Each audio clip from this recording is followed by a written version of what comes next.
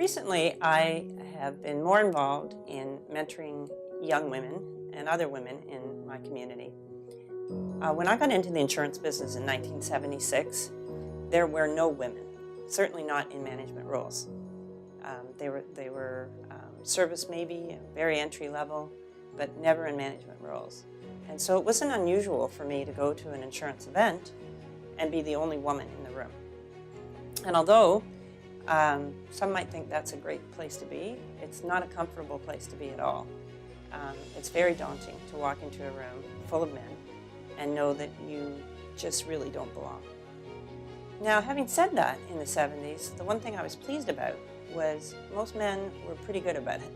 They, for the most part, they were very kind, but I knew that I had to be extremely careful in how I presented myself and how long I stayed at the party. There's no one likes a party better than me, but you have to know when to leave.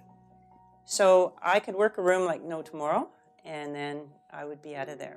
So that bothered me that our industry was not embracing women in management positions. And so I've tried to offer that within my own company. So I hire women, I pay them an equal salary to any man that's in the industry. We offer benefits, and we teach them to invest, because traditionally women don't invest. They give everything they have to their kids or their families or whoever else needs it. And so we have to teach our women in business to invest in their own future. And I've tried to do that. I hope I have.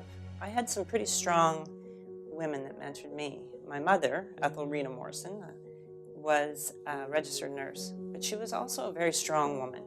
She worked when women didn't work. She was the manager of the Port Mary Hospital, and in 1956, when she was expecting me, she had to resign her position.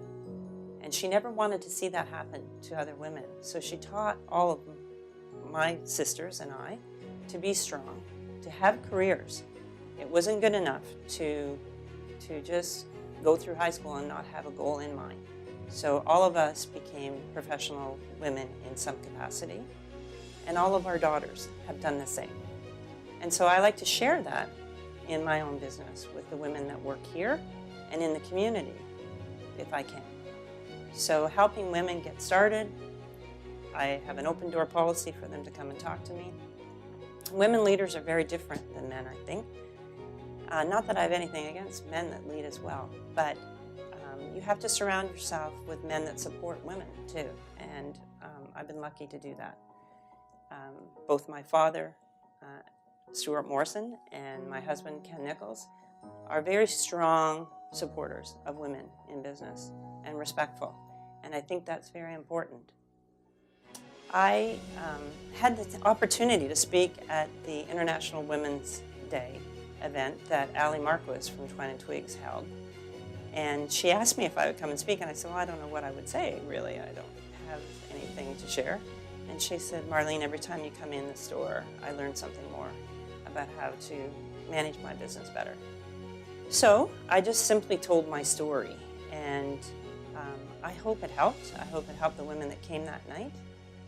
I am committed to helping women progress in business, and anyone actually that works here. It's an equal playing field for both men and women that come through this door, and we try to provide a really supportive environment for everyone to be their best and reach the successes that they hope to.